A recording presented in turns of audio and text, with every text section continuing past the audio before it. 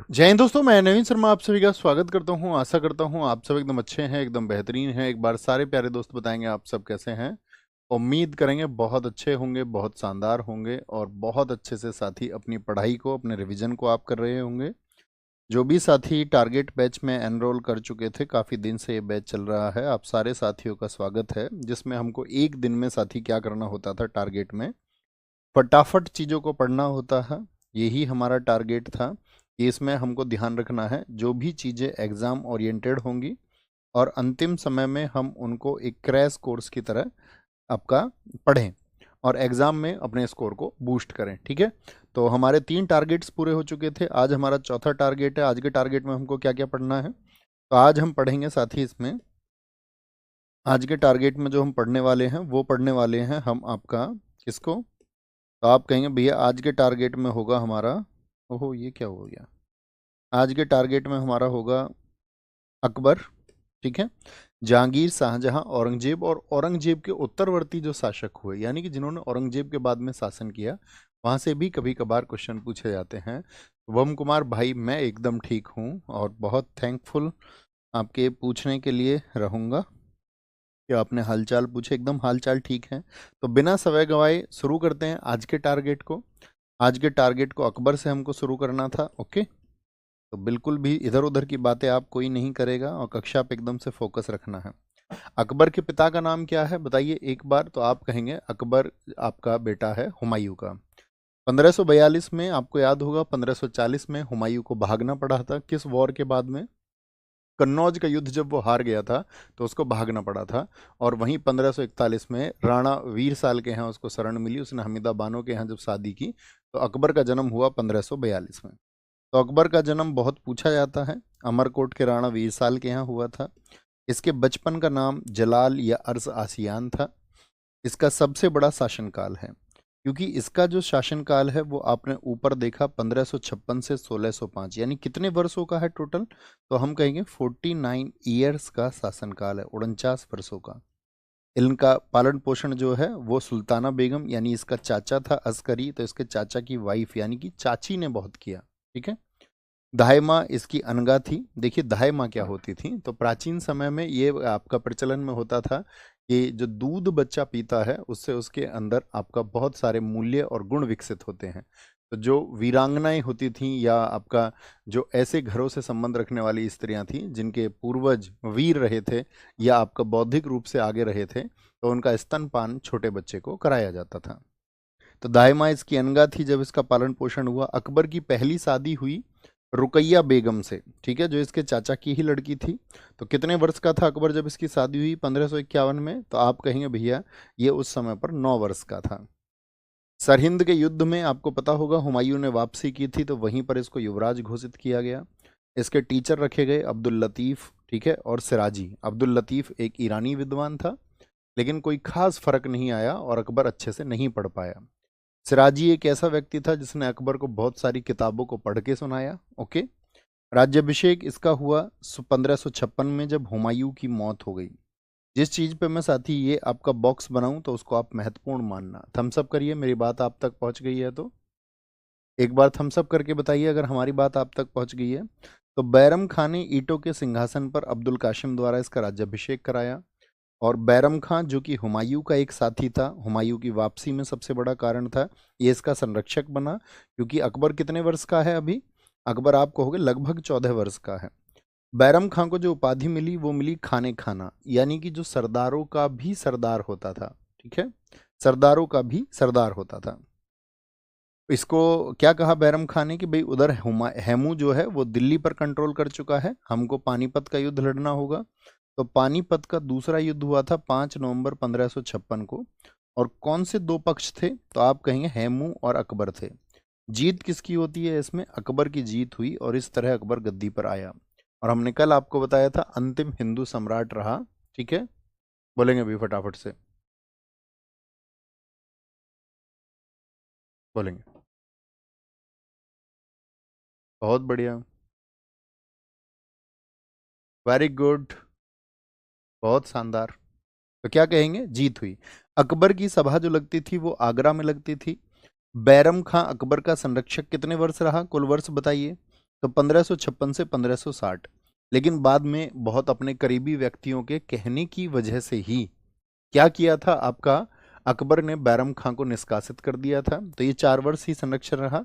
लेकिन माहम अनगा जो थी, जो दाहिमा थी, उसके कहने पर अकबर ने इसको मक्का भेज दिया। क्योंकि इन लोगों का एक गुट था, इसकी बेटी थी जीजी अनगा, इसका बेटा था अदम खां। और ये चाहती थी इसका बेटा जो अदम खां है इसको शक्तियां प्राप्त हों, जो कि बैरम खां के होते हुए प्राप्त नहीं हो रही थी। तो बैरम खां पर बहुत तरह से आरोप लगाकर उसको बाहर निकाल दिया गया। जब बैरम खां बाहर जा रहा था मक्का की यात्रा पर, तो उसकी हत्या मुबारिक खां में नामक एक व्यक्ति ने कर दी। क्योंकि इस मुबारिक खां के व्यक्ति को, जो मच्छीवाड़ा का युद्ध हुआ था 1555 में, तो किसने हराया था, यानी कि बैरम खां ने हत्या कर दी थी मुबारक खां के पिता की। ठीक है सर, ज्यादातर युद्ध पानीपत में हुए नहीं दोस्त। पानीपत में कौन कहता है ज्यादातर युद्ध हुए? 3 युद्ध हुए पानीपत में। तराइन में भी ऐसे 3 हुए। बहुत जगह हिंदुस्तान में हजारों युद्ध हुए हैं, सभी पानीपत में नहीं हुए हैं।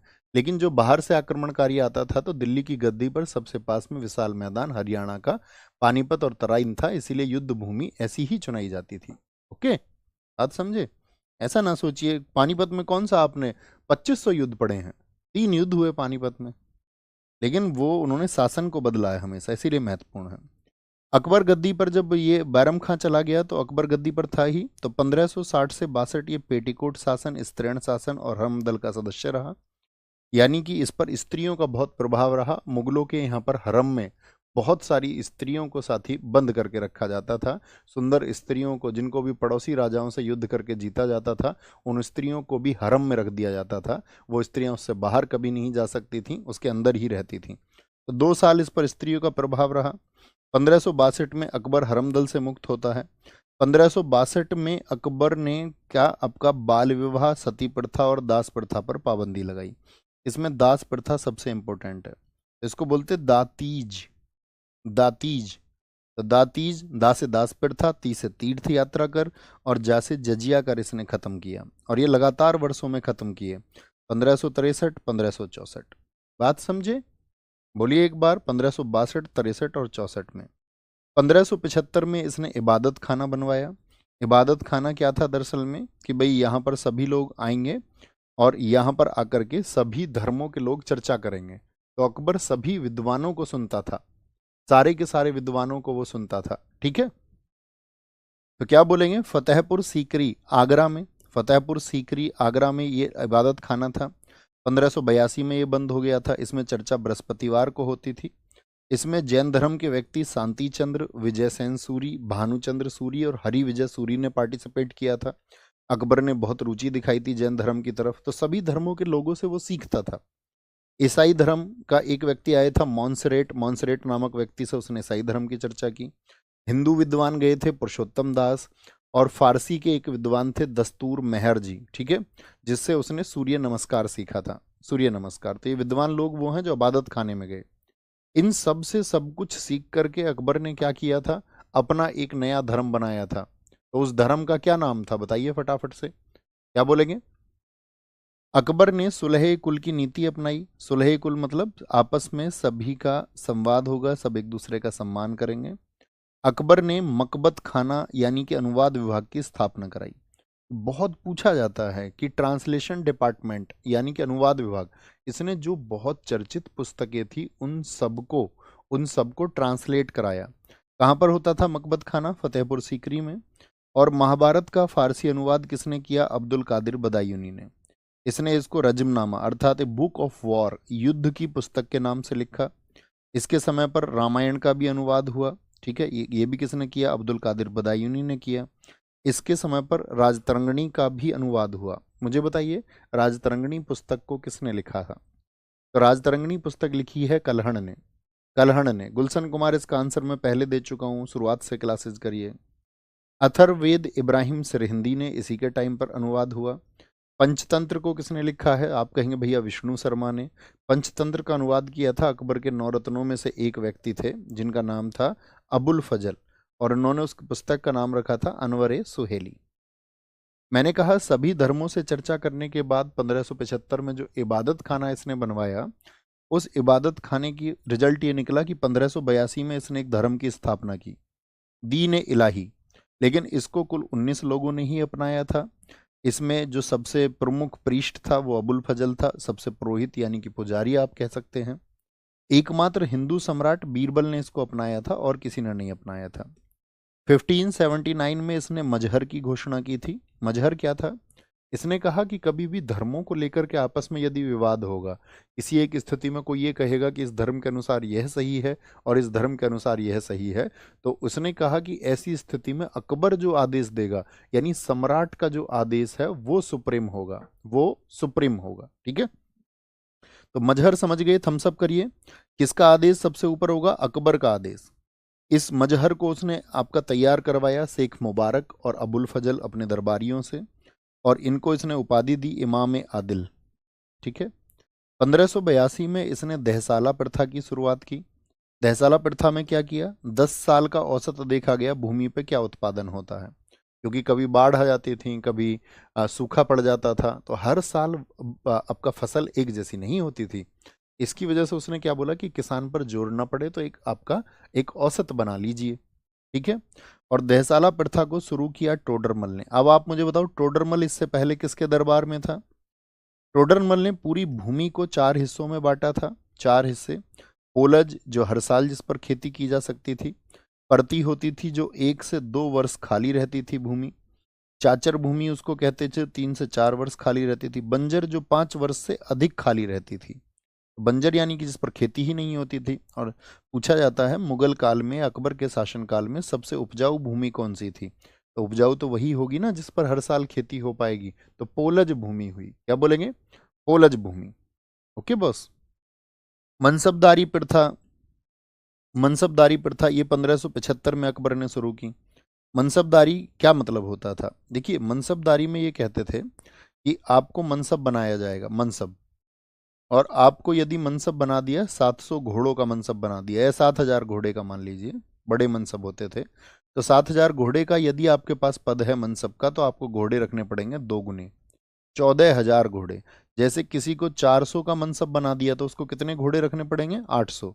और उन सभी के लिए वेतन देगी कौन? आपका राजा की जो आपका परिषद है, वह उसके लिए वेतन देती थी। तो इस प्रथा कहा जाता था, क्योंकि युद्ध में क्या होता था, घोड़े पे जब लोग लद के चलते थे, सामान लद के चलता था, तो अक्सर घोड़े थक जाते थे, तो इसीलिए, और उस समय पे उस सामान को बदला जाता रहे, दूसरा घोड़ा आराम कर ले, तो कहते मनसबदारी प्रथा अपनी सेना को डेवलप करने का एक तरीका था। भैया शेर शाह सूरी के यहाँ था, अंजलि कुमारी जी ने एकदम ठीक आंसर दिया है। इसमें पद होते थे जात और सवार। दाग महाली प्रथा, घोड़े और हाथियों पर चिन्ह लगाए जाते थे कि भाई ये मनसबदारी के अंतर्गत है।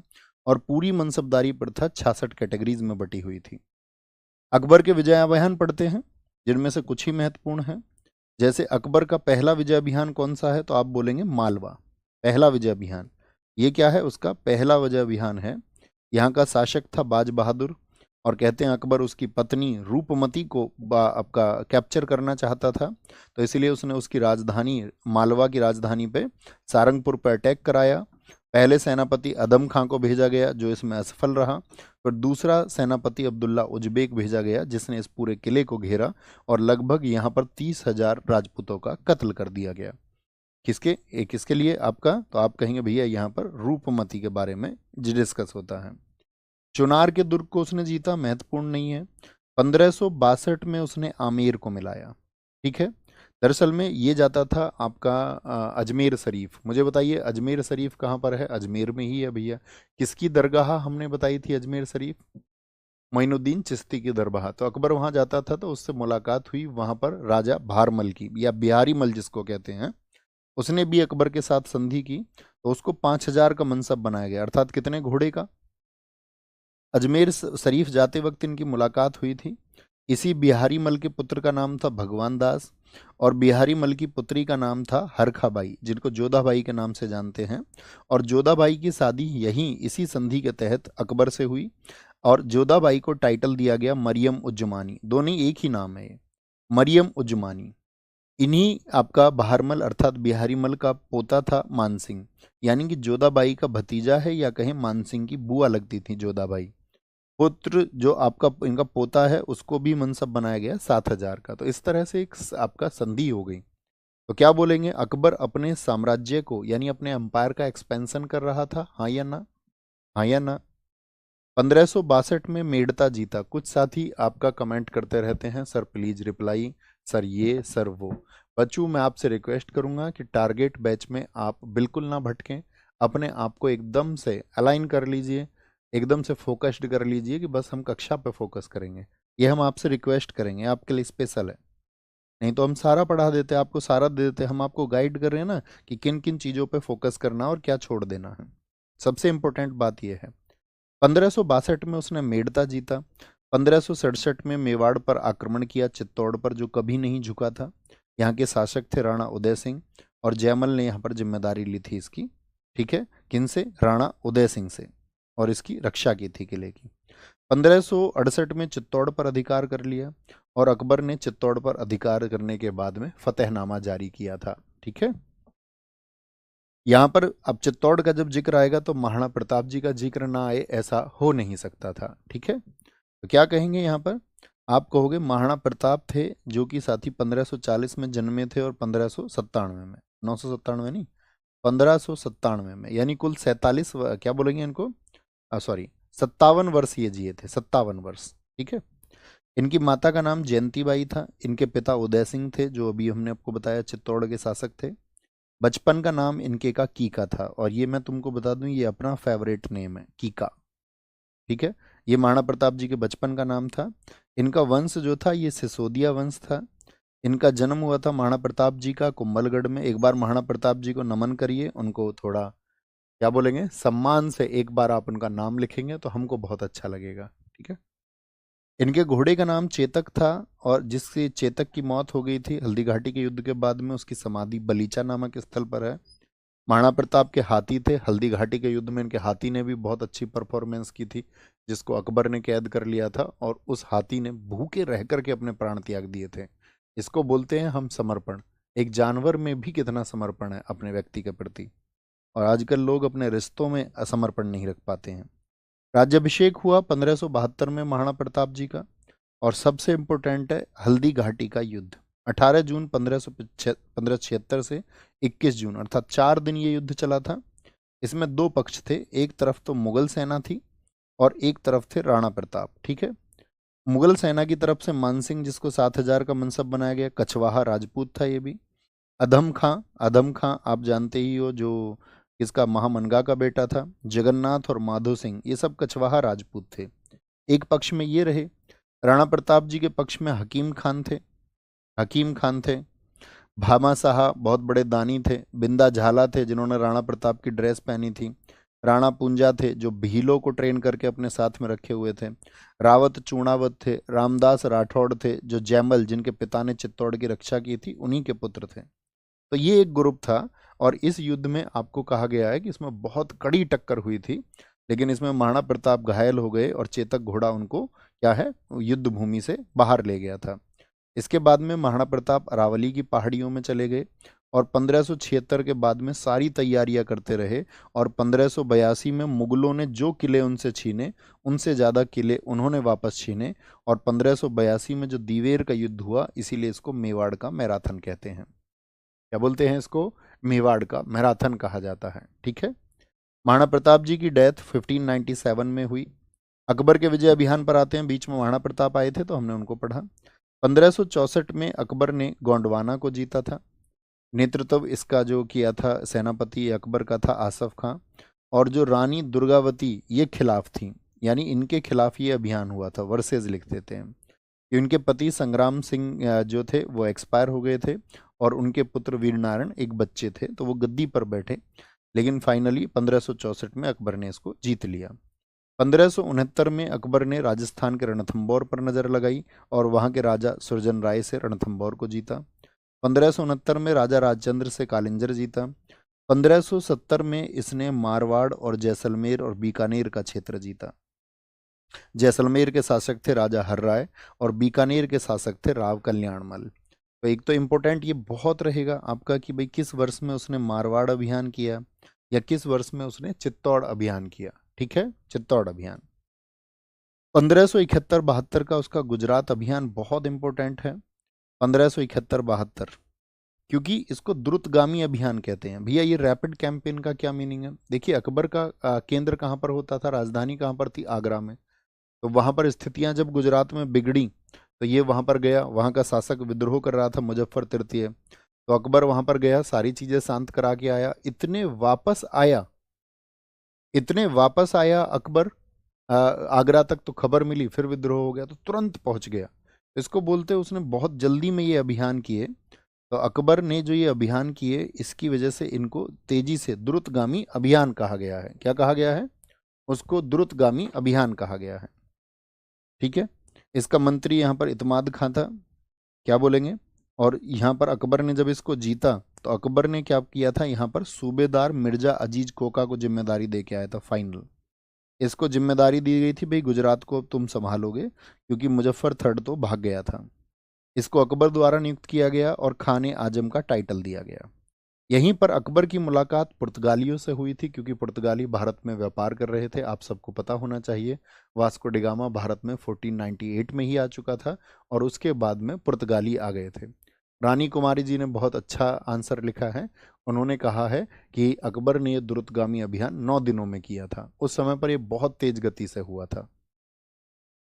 पुर्तगालियों से मुलाकात हुई, समुद्र देखा उसने, वाव बोला समुद्र को देख करके पहली बार। ठीक है, कब? ये गुजरात अभियान के दौरान की बात है। जो इसने गुजरात जीता था, इसी विजय के उपलक्ष्य में इसने बुलंद दरवाजा अर्थात फतेहपुर सीकरी को बनवाया। 1576 में उसने बंगाल को जीता। आप देख रहे हैं राजस्थान गुजरात को भी जीत रहा है, इधर पूर्व में आपका बंगाल क्षेत्र को भी जीत रहा है, उत्तर में कश्मीर को भी जीता उसने, कश्मीर को भी जीता। यही वो अभियान है साथी जिसमें आपका बीरबल की मौत हुई थी, कश्मीर अभियान में। 1591 में सिंध जीता उसने, सिंध जीता। और यहाँ का शासक जानी बेग था आपका, और सूबेदार यहाँ पर जानी बेग को हटा करके सूबेदार नियुक्त किया था अब्दुल रहीम खाने खाना को। ये जो अब्दुल रहीम खाने खाना है ना, अकबर का जो संरक्षक था बैरम खान, ये बैरम खान का बेटा है। दरअसल में अकबर ने क्या किया था, बैरम खान के चले जाने के बाद में बैरम खान की पत्नी थी, तो उसकी पत्नी से शादी कर ली थी और उसके बेटे को ये कहा था अकबर ने कि भाई इनको सम्मान नहीं मिलेगा। तो समझिए उसके पिता समान था वो व्यक्ति। अकबर को गद्दी दिलाने में यदि कोई व्यक्ति आपका अधिकारी था, नहीं तो कभी मुगल वापस नहीं आ पाते। वो आ पाए तो सिर्फ और सिर्फ बैरम खान की वजह से। उस बैरम खान ने, आप ये समझिए कि अपने बच्चे की तरह अकबर को रखा। और जब हल्दी घाटी का युद्ध भूमि था तो अकबर नहीं लड़ा युद्ध में, अकबर तो पीछे 5 किलोमीटर दूर खड़ा हुआ था और उसको यही था कि भाई जब मौका मिले हम हार जाएं तो तुम भाग जाना।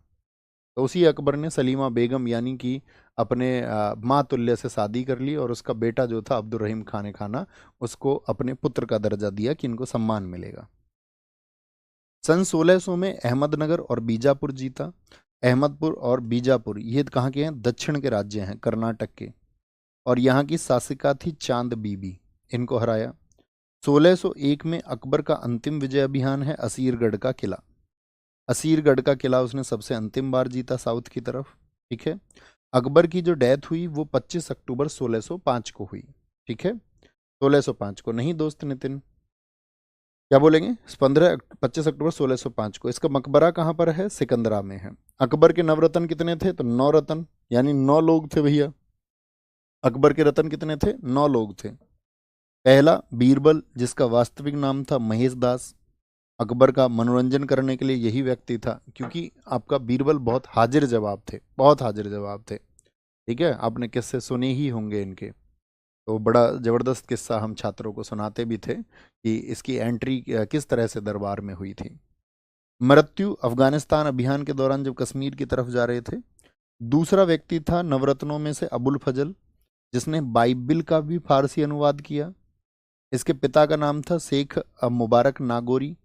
अकबरनामा पुस्तक किसने लिखी? एग्जाम में हर साल एसएससी रिपीट करती है। अकबरनामा कितने सालों में लिखी गई थी? अकबरनामा 7 सालों में। अकबरनामा के पार्ट कितने हैं? 3 पार्ट हैं। भाग 1 में अकबर के एंसेक्टर्स, अकबर के पूर्वजों को बताया गया है कि इससे पहले कौन थे। भाग 2 में अकबर के शासनकाल के दौरान जो घटनाएं हुई उनको बताया गया। और भाग 3 में साथी आपका, जिसको आईने अकबरी कहा जाता है, इसमें अकबर का एडमिनिस्ट्रेशन कैसा था, यानी दहसाला प्रथा हुई, मनसबदारी प्रथा हुई, अकबर के टाइम पर रेवेन्यू किस तरह से आता था, रीति रिवाज कौन से फॉलो होते थे, कल्चर क्या था, ये तीसरे भाग अर्थात आईने अकबरी में बताया गया है, आईने अकबरी में। ठीक है, इसकी जो हत्या हुई अबुल फजल की, वो जहांगीर ने करवा दी थी, यानी अकबर का बेटा है जहांगीर, और उसने अबुल फजल को जब देखा उसके बढ़ते प्रभाव को, तो जहांगीर गद्दी की लालसा रखता था। ठीक है, अपने पिता के जीते जी उसने अपने पिता के करीबी व्यक्ति को मरवा दिया था।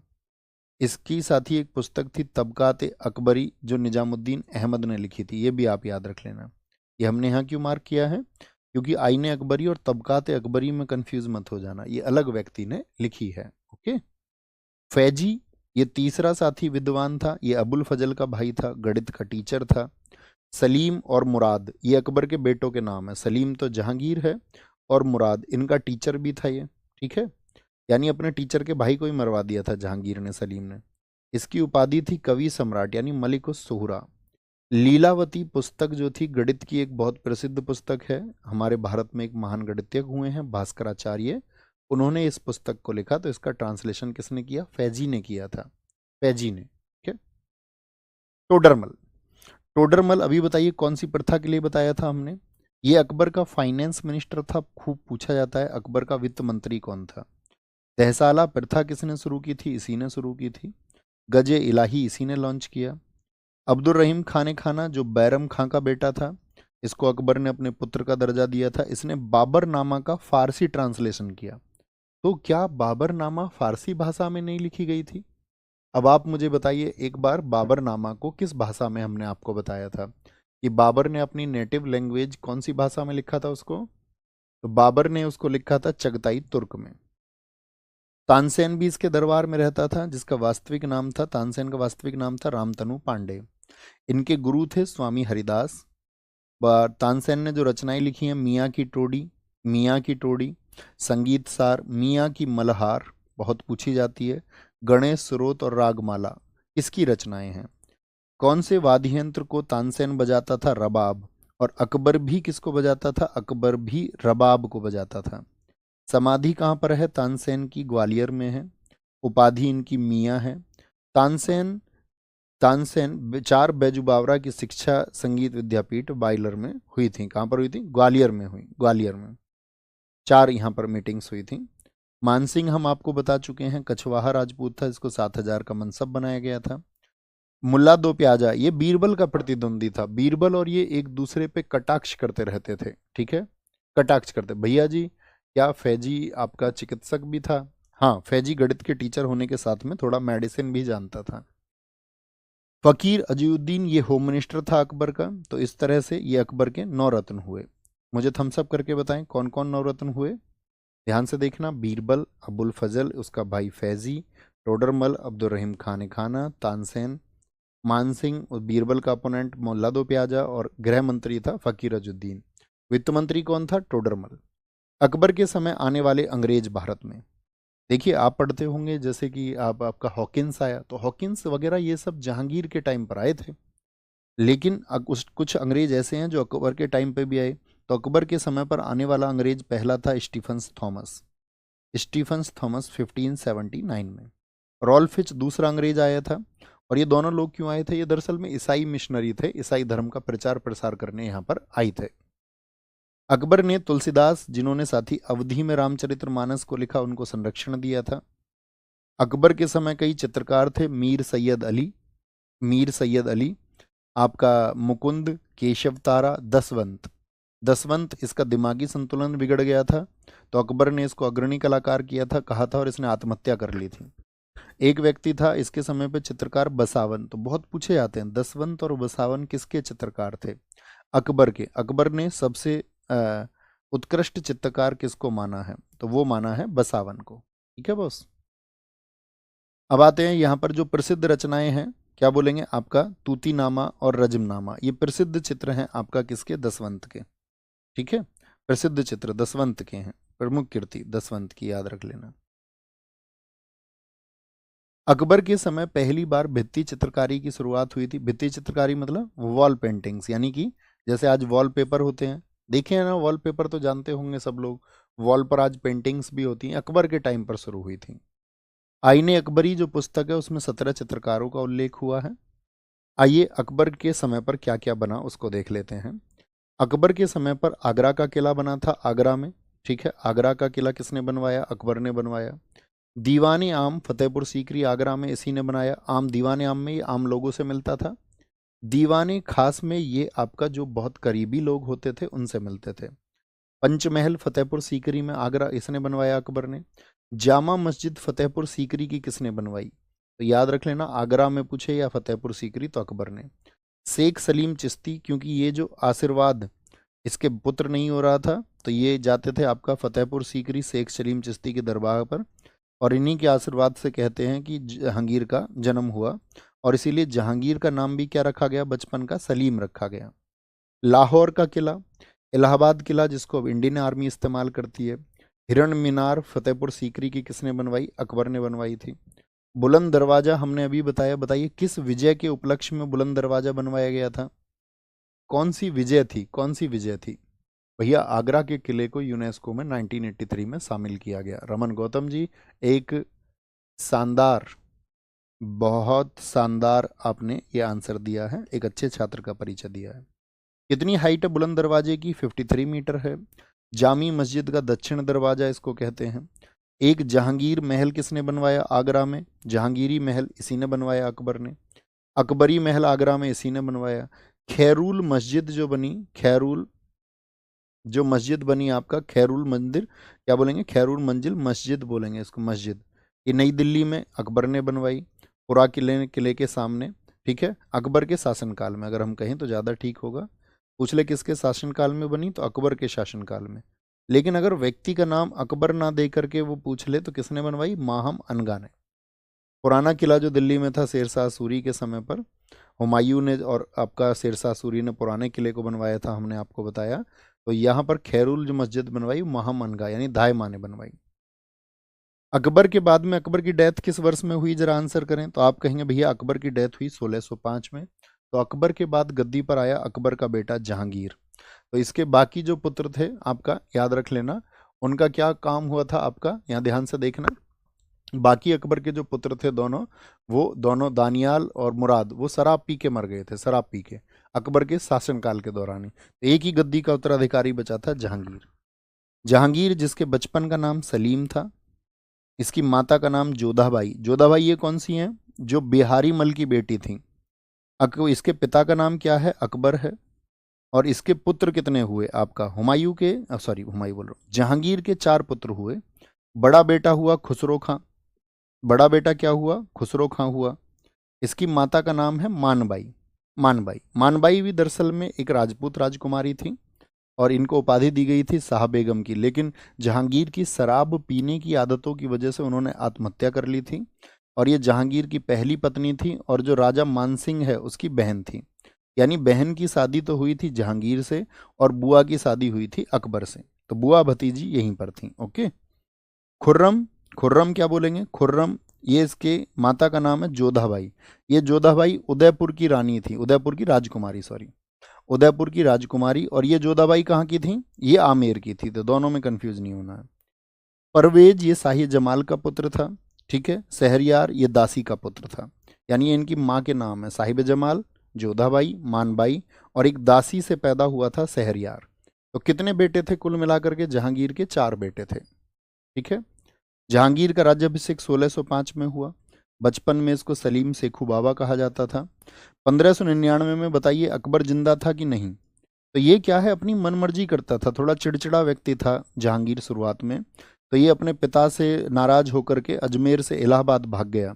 अकबर इसको पूरी जिंदगी अपने जीवन तक मनवाता रहा कि इसको मनाओ यार, है ना थोड़ा। खुर्रम की जो पत्नी थी ये भाग गया यहाँ पे। खुर्रम की पत्नी का नाम है अर्जुमंद बानो बेगम, इसका जिक्र आएगा अभी। खुर्रम कौन है पता चल गया? खुर्रम इसका दूसरा बेटा है, दूसरा बेटा है। और यही खुर्रम बाद में कहलाएगा आपका शाहजहां। तो उसकी पत्नी थी अर्जुमंद बानो बेगम। 1666 में खुसरो ने क्या कर दिया? खुसरो ने क्या कर दिया? जहांगीर के खिलाफ विद्रोह कर दिया। यानी ये जहांगीर का बड़ा बेटा है, हाँ या ना? हाँ या ना? आप कहेंगे हाँ जी। यानी कि जहांगीर के खिलाफ जैसे वो अपने पिता से नाराज रहता था, उसके बेटे भी उसके खिलाफ षड्यंत्र करते थे।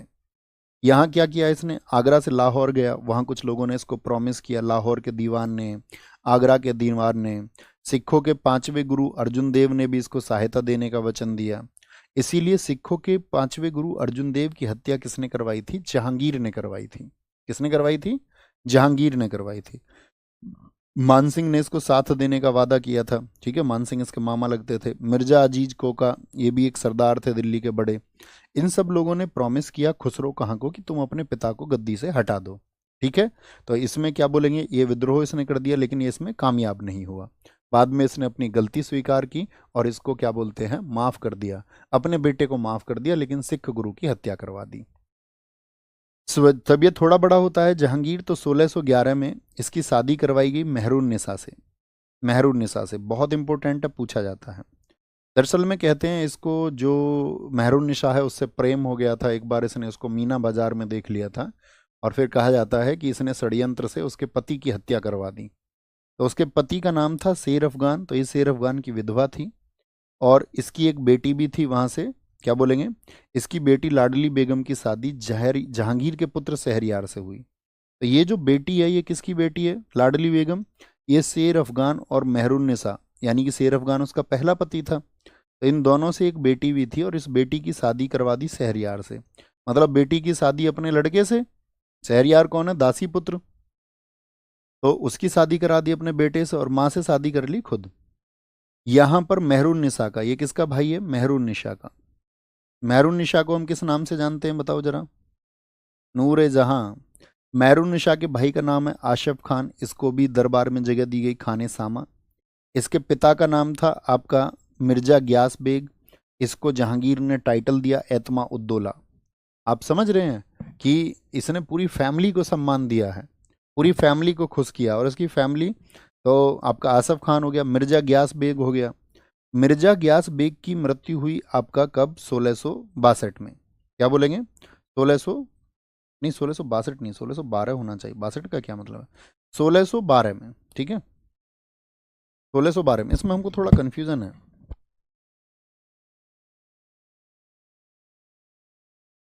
इसमें हमको थोड़ा सा कन्फ्यूजन है। 1662 तो नहीं हो सकता एतमा उद्दौला, क्योंकि जहांगीर था और ये अपनी मनमर्जी करने लगी थी। तो इसके पिता की मृत्यु के बाद में ये थोड़ा सा क्या हो गई थी, एकदम खुलेआम काम करने लगी थी, ठीक है।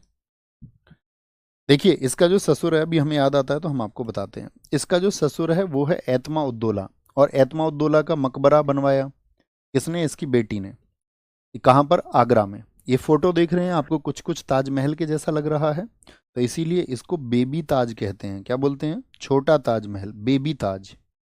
और ये पहली इमारत है जिसमें वाइट मार्बल लगा था। ये पहली इमारत है जिसमें पित्रादुरा शैली का इस्तेमाल हुआ। पित्रादुरा शैली क्या होती है भैया? दीवारों को जो साथी सजाया जाता है, दीवारों पे जो आपका पत्थर पे, आपने देखा कभी आप ताजमहल गए हो तो वहां पे अलंकरण होता है, अलंकरण होता है, अलंकरण होता है भैया। 1622 होना चाहिए, बिल्कुल ठीक आप कह रहे हैं। 1662 नहीं हो सकता, 1622 होगा, 1622 में, क्योंकि अगला वर्ष भी नहीं था, इसीलिए हम कंफ्यूज हुए। क्योंकि इसके बाद में जो मेहरुन्निसा की लगाम थी वो एकदम ढीली हो गई थी, क्योंकि उसके माँ बाप तो उसको समझाते रहते थे। इसी समय इसकी माँ असमत बेगम की भी डेथ हुई थी। बहुत बढ़िया, थैंक यू, आपने कनेक्ट किया, याद दिलाया हमको। तो पित्रादुरा शैली समझ गए क्या है? जो पत्थर को सजाया जाता है।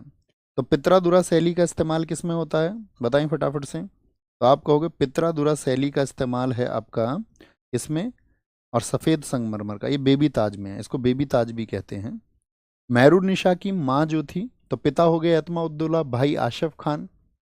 मेहरुन्निसा की माता का नाम है असमत बेगम। इसने गुलाब से परफ्यूम बनाया था, रोज से परफ्यूम, और इसको नूरे जहां कहा था। नूरे जहां की उपाधि जहांगीर ने दी थी। किसको? असमत बेगम को नहीं, असमत बेगम को नहीं भैया, कभी असमत बेगम याद कर लें यहाँ पर, नूरे जहां। ये जो टाइटल लिखा हुआ है, ये लिखा हुआ है मेहरुन्निसा के लिए। किसके लिए? मेहरुन्निसा को जहांगीर ने बोल दिया था नूरे जहां, तुम पूरे जहान की रोशनी तुम्हारे अंदर है। देख रहे हो पत्नी से कितना प्रेम करता है। क्या बोलेंगे? मेहरुन्निसा ने कहा उसको नूरे जहां, नूरे जहां। मेहरुन्निसा को किसने? जहांगीर ने। देखिए नूरजहां क्या थी? नूरजहां बहुत शक्तिशाली लेडी रही दिल्ली की गद्दी पर। तो नूरजहां ने एक गुट बना लिया था अपने साथ में, यानी अपने पिता के साथ में। पिता एतमा उद्दौला, भाई आसफ खान, माँ असमत बेगम और साथ में खुर्रम। खुर्रम कौन है ये? खुर्रम कौन है बताइए फटाफट से। तो खुर्रम ये बेटा है किसका, आपका, ये आप कहोगे भैया जहांगीर का ही बेटा है, तो इसको अपनी तरफ कर लिया कि भाई तुमको हम शासन दिलाएंगे। 1615 में खुर्रम और परवेज जो थे आपका मुगलों ने, इन्होंने मेवाड़ से संधि की। देखिए वो मेवाड़ जिसमें महाराणा प्रताप बहुत लंबे समय तक संघर्ष करते रहे थे और उन्होंने घास की रोटियां तक खाना स्वीकार कर लिया था, लेकिन कभी भी मुगलों के सामने घुटने नहीं टेके, वही बाद में उनके वंशजों ने संधि की 1615 में जहांगीर के साथ में। 1617 में अहमदनगर से संधि हुई और 1626 में महाबत खान ने विद्रोह किया। बाद में शाहजहां से जाकर के मिल गया था महाबत खान, क्योंकि शाहजहां भी खुर्रम ही है। सलीम को, सलीम अर्थात जहांगीर को न्याय की जंजीर के लिए जाना जाता है। ये जंजीर इसने आगरा में लगवाई थी जिसमें 60 घंटियां थी। बहुत पूछा जाएगा न्याय की जंजीर किसने लगवाई थी, न्याय की जंजीर किसने लगवाई थी, न्याय की जंजीर किसको जाना जाता है, सलीम को। जहांगीर ने ही अंग्रेजों को व्यापार के लिए दस्तावेज दिए।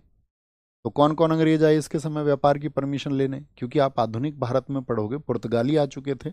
यूरोपीय कंपनियों में एक होड़ लगी थी एशिया से व्यापार की, जिसमें भारत और साथ में इधर आपका इंडोनेशिया के जितने भी द्वीप थे वहां पर वो बिजनेस करना चाहते थे। तो 1608 में पहले आया हॉकिंस। हॉकिंस 1608 में आया सूरत गुजरात में, ठीक है। और 1609 में ये आया था, 1609 में पहुंचा था ये आगरा अगले वर्ष। अब इसको दरअसल में जो बात करनी थी, इसको ये चिट्ठी तो लेके आया था अकबर के नाम की, क्योंकि जब ये वहां से चला था तो ये था कि अकबर गद्दी पर है, इनको ये सूचना थी। लेकिन यहाँ आके इसको पता चला नहीं, अकबर तो खत्म हो चुका है और उसका बेटा गद्दी पर है, ठीक है। तो इसको जहांगीर ने इंग्लिश खान की उपाधि दी, क्योंकि ये तो भैया हॉकिंस तो बड़ा चालाक आदमी था, फारसी भाषा सीख के आया।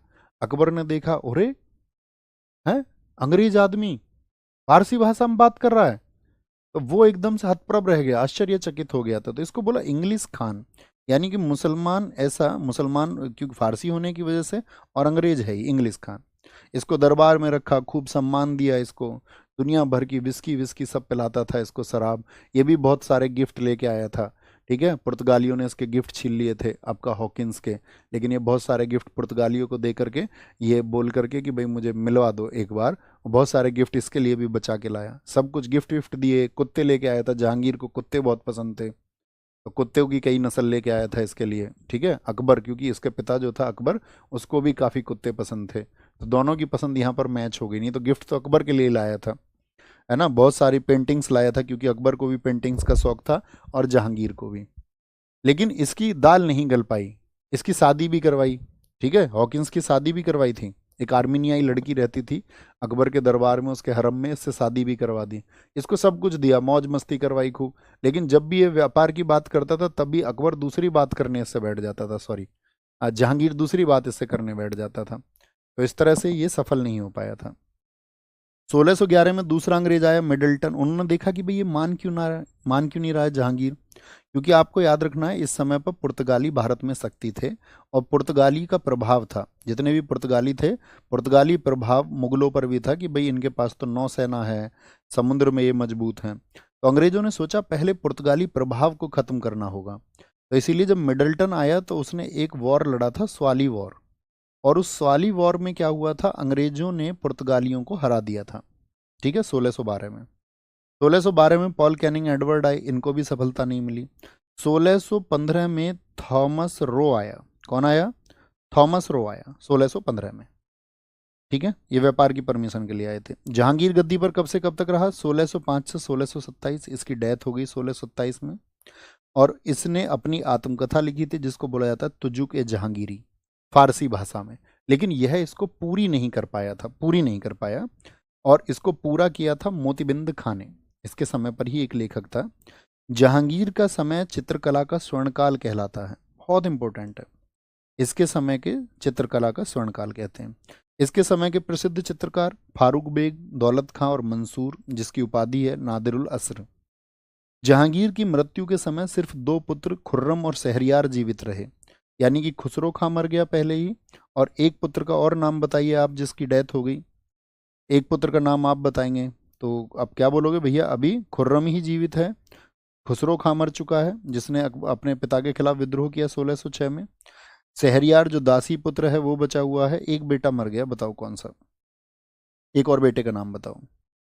जहांगीर के समय के प्रमुख चित्रकार फारूक बेग, इसने बीजापुर के शासक आदिल शाह की तस्वीर बनाई थी। दौलत बेग था, मनोहर था, बिशन दास। जहांगीर द्वारा पेंटिंग के लिए फारस भेजा गया था चित्र बनाने के लिए। मंसूर, बहुत पूछा जाता है कि भैया जहांगीर के समय पे पक्षियों के लिए चित्र कौन बनाता था, पक्षियों का चित्र विशेषज्ञ जो बर्ड्स के आपका पेंटिंग्स बनाता था, मंसूर। इसी की उपाधि है नादिरुल अस्त्र, ठीक है, नादिरुल अस्त्र। अबुल हसन ये व्यक्तिगत चित्र विशेषज्ञ था, यानी आदमियों के चित्र बनाता था, इसकी उपाधि थी नादिरुल रज्मा। इसके समय, जहांगीर के समय, जहांगीर के समय, ठीक है। जहांगीर अगरजा के नेतृत्व में आगरा में चित्रशाला की स्थापना भी की थी उसने। जहांगीर के समय पे हजरत मोहम्मद नादिर, मोहम्मद फकीर उल्ला, भीर हासिम, अनूप, चिंतामणि। अनूप का नाम बहुत पूछा जाता है अलग से, भीम हासिम अनूप नहीं है, अनूप अलग है। अनूप और चिंतामणि किसके समय के चित्रकार थे, इसी के समय थे। जहांगीर, क्या बोलेंगे, अकबर का मकबरा सिकंदरा और लाहौर में इसी ने बनवाया, किसने, जहांगीर ने, अकबर का मकबरा। अकबर कौन लगता था, जहांगीर का पिता था। मरियम जोधाबाई सिकंदरा आगरा में, इसके लिए भी इसने जगह बनवाई। जहांगीर का मकबरा, खुद का मकबरा भी इसी ने बनवाया। शालीमार बाग बहुत पूछा जाता है, जम्मू और कश्मीर का, ये बनवाया था इसकी वाइफ मेहरुन्निसा यानी कि नूरजहां ने। इसकी डेथ होने के बाद में गद्दी पर आता है शाहजहां। शाहजहां कौन है, उन चार बेटों में से एक बेटा है खुर्रम। खुर्रम और शहरयार ही जीवित थे। शहरयार तो दासी पुत्र था। खुर्रम एक बार गुट में शामिल हो गया था नूरजहां के में, वहां से उसको शक्तियां मिली थी, और बाद में उसको जब अपनी गलतियों का एहसास हुआ तो अपने पिता के पक्ष में पहुंच गया था। जहांगीर ने इसको शाहजहां कहा था। इसकी माता का नाम है जोधाबाई यानी कि जगत गोसाई, जो कहाँ की, मैंने अभी बताया, ये आपका मारवाड़ की राठौड़ राजकुमारी थी। और जो अकबर की वाइफ जोधाबाई हैं वो कौन सी राजकुमारी हैं, वो कछवाहा राजकुमारी हैं, कछवाहा। योगेंद्र यदुवंशी, एकदम से ठीक लिखा है आपने भैया। न्याय का घंटा इल्तुतमिश ने लगवाया था, ठीक है। वो न्याय का घंटा है, ये न्याय की जंजीर है, बहुत ठीक आपने लिखा, बहुत बढ़िया। क्या बोलेंगे, पत्नी। भैया जो नायक बैच है, नायक बैच में तो साथी हमने बहुत तसल्ली से पढ़ा है, उसमें तो पूर्ण आपको विस्तार से जानकारी मिल जाएगी। लेकिन अब मान के चलिए आपका अगस्त में एग्जाम है, तो पूर्ण विस्तार से जानकारी पाओगे तो 4 टॉपिक पढ़ोगे। वो तो हम पढ़ा ही रहे थे पिछले 7 महीने से, तो इंटेंस रिवीजन के लिए था, अंतिम समय पे सेलेक्टेड कौन कौन सी चीजें पढ़नी है, ठीक है बॉस, एकदम से ठीक है। इसकी पत्नी का नाम था अर्जुमंद बानो बेगम, अभी हमने बताया था। इसी अर्जुमंद बानो बेगम को कहा जाता है मुमताज महल, जिसके 14 बच्चे हुए थे, हर साल बच्चा होता था इसको, ठीक है। 14 में से 7 बच्चे ही जीवित रहे थे। 4, दारा सिकोह इसका बेटा था शाहजहां का, शाहसूजा, औरंगजेब और मुराद बख्श, ठीक है। 3 बेटी थी इसकी, जहां आरा, रोशन आरा और गोहन आरा। सबसे बड़ा बेटा कौन है इनमें, दारा शिकोह, और दारा शिकोह को ये प्रेम करता था। शाहजहां चाहता था मेरे पास गद्दी पे कौन बैठे, दारा शिकोह, इसीलिए देखिए उसको दिल्ली के पास पंजाब में गवर्नर बना के रखा था, बाकी सबको दूर।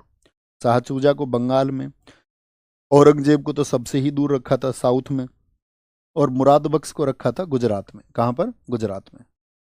1622 में शाहजहां ने आपका कांधार पर आक्रमण किया। शाहजहां ने विद्रोह किया 1623 में इसका।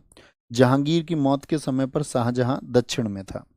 तो मुझे बताइए, क्या 1622 में गद्दी पर बैठ गया था, क्या शाहजहां था गद्दी पर? अभी हमने बताया शाहजहां तो जो आपका 1627 में आया, यानी कि जहांगीर के शासनकाल के समय विद्रोह हुआ। जहांगीर था 1605 से 27, ये जो विद्रोह हुआ ये जहांगीर के समय हुआ, ठीक है। तो जहांगीर की मौत के समय शाहजहां दक्षिण में था और इसने आपका कांधार पे अटैक किया। राज्याभिषेक 24 फरवरी 1627 आगरा में हुआ, जब जहांगीर की मौत हो गई, और इसने अपनी कैपिटल 1628 में बदल ली। क्या राजधानी इसने आगरा घोषित की, और 10 वर्ष बाद उसने राजधानी दिल्ली बनाई थी। तो पूछा जाएगा वह कौन सा मुगल बादशाह था जिसने राजधानी आगरा से बदल करके दिल्ली कर ली थी, ठीक है, दिल्ली कर ली थी। 1628 में शाहजहां के खिलाफ पहला विद्रोह जो हुआ था वो खाने जहां लोदी ने किया था, इसको हटा कर दिया गया था, हरा दिया गया, महावत खान को साउथ की जिम्मेदारी दे दी गई थी। बुंदेलखंड का विद्रोह शाहजहां के समय 1628 में हुआ, शुरुआत में ये भी दबा दिया गया। 1632-33 में इसने अहमदनगर को जीता। 1636 में इसने गोलकुंडा को जीता, बहुत इंपॉर्टेंट है क्योंकि साउथ में ये इसकी विजय थी। एक लंबे समय तक दक्षिण विजयों का अभियान रुक गया था। तो बहुत पूछा जाता है कि शाहजहां ने गोलकुंडा को कब जीता, 1636 में। ठीक है। शाहजहां के समय विदेशी लोग कौन कौन थे?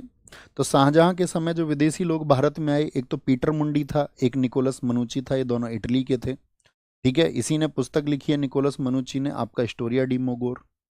एक फ्रांसिस बर्नियर आया इसके समय पर, बर्नियर और ट्रेवनियर, ये फ्रांस से था। बर्नियर एक डॉक्टर था। ठीक है। और ट्रेवनियर क्या था? ट्रेवनियर एक आपका जौहरी था। जौहरी समझते हो ना, हीरे की कद्र जौहरी को होती है। तो ये जौहरी था, एक व्यापारी था। ये 6 बार भारत आया था और इसने बुक लिखी थी ट्रेवल्स इन इंडिया। अभी एग्जाम आएगा ना, UP triple S C PET, तो पैट में एक क्वेश्चन पूछा गया था कि ट्रेवनियर ने भारत की यात्रा कितनी बार की थी। ठीक है। शाहजहां के समय। औरंगजेब जो इसने दक्षिण का सूबेदार बना रखा था, तो वो 1636 से 44 तक रहा। इसने दक्षिण के 4 हिस्से किए थे इन दौरान, खानदेश, बरार क्षेत्र, तेलंगाना क्षेत्र और अहमदनगर क्षेत्र। ये औरंगजेब ने किए थे, कभी नहीं पूछा जाएगा। शाहजहां ने गोलकुंडा पर पुनः आक्रमण कब किया था? पुनः मतलब दोबारा। तो पहली बार किस वर्ष में किया? 1636 में, और दोबारा किया 20 वर्षों के बाद में। ठीक है। और यहां पर इसको क्या बोलेंगे? मीर जुमला नामक व्यापारी, जो मीर जुमला था, एक व्यापारी व्यक्ति था। ठीक है। एक ट्रेडर था, और यहां पर उसका साथ उसको मिलता है। 1656 में बीजापुर पर पुनः आक्रमण किया और यहां पर किले जीत लिए उसने, बीदर का किला, कल्याणी का किला। 1 करोड़ टैक्स भी वसूला। इसके समय के दरबारी कवि हैं आपका अब्बू कालीन, और एक एक व्यक्ति हैं पंडित जगन्नाथ, जिन्होंने बुक लिखी है गंगा लहरी। अब्दुल हामिद लाहौरी किसके समय पर था? शाहजहां के समय पर, जिसने बुक लिखी है पादशाहनामा। क्या लिखी है? पादशाहनामा। ठीक है। छोटू कुमार, बहुत थैंक यू मेरे साथी। इसके समय पर एक व्यक्ति इनायत खां अमीन काजवानी, उसने शाहजहांनामा लिखी। चंद्रभान बामण, एसएससी सीजीएल मेंस में पूछा गया, प्रीलिम्स में पूछा गया 22 में, 23 में फिर प्रीलिम्स और मेंस में पूछा गया। बहुत इंपॉर्टेंट क्वेश्चन है। इब्न हरकिरण रामायण का अनुवाद किया इस व्यक्ति ने। सुंदरदास ने सिंहासन बत्तीसी और 12 नवासा पुस्तक लिखी शाहजहां के समय। कविंद्र आचार्य सरस्वती, इसने बनारस के विद्वान को संरक्षण दिया। शाहजहां के समय को स्थापत्य कला का स्वर्ण युग बोलते हैं। जहांगीर का समय किसका स्वर्ण युग था? जहांगीर का समय, तो आप कहेंगे जहांगीर का समय तो था चित्रकला का स्वर्ण काल, तो उसने चित्रकला को बहुत प्रमोट किया। लेकिन शाहजहां ने जो प्रमोट किया वो किया इमारतों को। तो उस इमारतों में कौन कौन से नाम हैं, क्या क्या निर्माण कार्य हैं इसके? निर्माण कार्य देखना, मयूर सिंहासन किसने बनवाया था? मयूर, मोर के जैसा। ताजमहल किसने बनवाया था? इसी ने बनवाया था। ताजमहल 1631 में काम शुरू हुआ, 1653 में काम पूरा हुआ। डिजाइन बनाया था इसका अहमद लाहौरी ने। निर्देशन इसका किया था ईशा खान ने। क्या इन लोगों के हाथ कटवा दिए थे? तो हमने क्या कहानी बताई थी आपको? सच में हाथ नहीं कटवाए थे, लेकिन उनको काम करने से मना कर दिया, और किसी कारीगर से उसका काम छीन लिया जाए उसी को कहते हैं कि उनके हाथ काट दिए गए। ठीक है। बिल्कुल ठीक कह रहे हैं रमन गौतम। 1983 में यूनेस्को की विश्व विरासत सूची में ताजमहल शामिल हुआ था। आप हमें बताओ 1983 में कितनी यूनेस्को साइट चिन्हित हुई थी? सुलेखक, यानी कि यहाँ पर जो ताजमहल शब्द लिखा हुआ है वो शब्द लिखा है अमानत खान ने। पूरा हुआ ये 1653 में, और इसका जो को डायरेक्शन किया था वो एफएनडी ने किया था। ताजमहल का पत्थर सफ़ेद संगमरमर से बना, मकराना आरजे भोले तो राजस्थान से इसको लाया गया था। पित्रादुरा शैली का इस्तेमाल हुआ, लेकिन इससे पहले किस इमारत में पित्रादुरा शैली का इस्तेमाल हुआ था? एतमा उद्दौला में। लाल किला दूसरी इमारत, बहुत चर्चित इमारत है इसके समय, जो यूनेस्को में 2007 में चिन्हित हुई। लाल किला का निर्माण कार्य 1648 में पूरा हुआ, 10 साल में बना था ये भी। और इसका भी जो आर्किटेक्ट था वो कौन था? तो इसका भी आर्किटेक्ट था आपका उस्ताद अहमद लाहौरी। जामा मस्जिद दिल्ली, मोती मस्जिद आगरा, रंग महल लाल किले के अंदर इसी ने बनवाया। मच्छी भवन आगरा इसी ने बनवाया। मुसम्मन बुर्ज लाल किले के अंदर इसी ने बनवाया, शाहजहां ने। मयूर सिंहासन तख्ते ताउस, जिसको डिजाइन किया था बादल खान ने, ये भी किसने बनवाया? शाहजहां ने। देख रहे हैं कितनी इमारतें इसने बनवाई हैं। आगरा के किले में दीवाने आम और दीवाने खास इसने बनवाए, ये तो अकबर ने भी बनवाए थे। अकबर ने कहाँ पर बनवाए थे भैया? फतेहपुर सीकरी। अब बलबन ने 2 प्रथाएं शुरू की थी, सिजदा और पाबोस, उनको खत्म किया शाहजहां ने। बोला कि नहीं यार, ये ह्यूमन बिहेवियर के अंतर्गत नहीं आता। तीर्थ यात्रा पर कर लगाया, अकबर ने उसको हटा दिया था, इसने लगा दिया। न्याय का दिन इसने बुधवार तय किया था, कोई भी व्यक्ति क्या बोलेंगे, न्याय के लिए आ सकता था। संस्कृत कवि जगन्नाथ को इसने महाकवि राय की उपाधि दी। लाल खान को इसने गुण समुद्र की उपाधि दी, गुण समुद्र की, इसकी उपाधि दी, गुण समुद्र की उपाधि दी। शाहजहां की तबीयत खराब होने के कारण सन 1657 में दिल्ली की गद्दी पर उत्तराधिकार के युद्ध हुए। कितने बेटे हैं शाहजहां के, बताएं जरा। शाहजहां के कितने बेटे हैं? सबसे बड़ा बेटा दारा सिकोह, जिसको ये गद्दी पर बिठाना चाहता है, मुराद बख्श है, शाह सूजा है और औरंगजेब है। तो इन चारों ने सोचा कि यार कहीं ऐसा तो नहीं होगा, मतलब जो उसका बेटा था दारा सिकोह, उसने तो नहीं सोचा, वो तो मानता था कि भी गद्दी मुझे ही मिलेगी, लेकिन बाकी पुत्रों ने विरोध किया। तो इसमें उत्तराधिकार के 3 युद्ध हुए, बहुत पूछा जाता है। पहला युद्ध है धर्मट का युद्ध 1658। औरंगजेब दक्षिण से आया, इसने अपने बाकी भाइयों को अपने साथ कर लिया और दारा सिकोह को यहाँ पर उसने हरा दिया। धर्मट का युद्ध उज्जैन में हुआ था, कौन जीता? सारे युद्ध औरंगजेब जीता। दूसरे युद्ध में दारा सिकोह पीछे की तरफ हटा, सामूगढ़ ये हुआ था आगरा के नज़दीक, और बिल्कुल आगरा किले पे आ गया औरंगजेब, और सामूगढ़ के युद्ध को भी उसने जीता। कब हुआ? 1658 में ही। यह युद्ध जीतने के बाद औरंगजेब का पहला राज्याभिषेक हुआ और उसने अपने पिता शाहजहां को कैद कर लिया। क्या लिखेंगे यहाँ पर? सामूगढ़ के युद्ध के बाद में शाहजहां को बंदी बना लिया गया और शाहबुर्ज आगरा में उसको कैद कर लिया गया। शाहजहां ने कहा भैया मुझको ताजमहल देखने देना, ऐसी जगह बंद करना, ऐसी ही जगह बंद कर दिया, और वो अगले 8 वर्ष तक यहाँ 1666 तक कैद में रहा। बड़े कमाल की बात है, आपको पता होगा कि इतनी बेरुखी से पेश आया था औरंगजेब अपने पिता के साथ में, कि पिता को कैद किया था, और जिस बेटे को प्यार करता था सबसे ज़्यादा, दारा सिकोह, उसकी गर्दन कटवा के तस्तरी में रख के इसके खाने के लिए इसके सामने भिजवाई थी। तीसरा युद्ध हुआ फाइनली जब दारा सिकोह आपका राजस्थान की तरफ गया एक मदद के लिए, तो वहां पर उसको पकड़ के मार दिया गया 1659 में।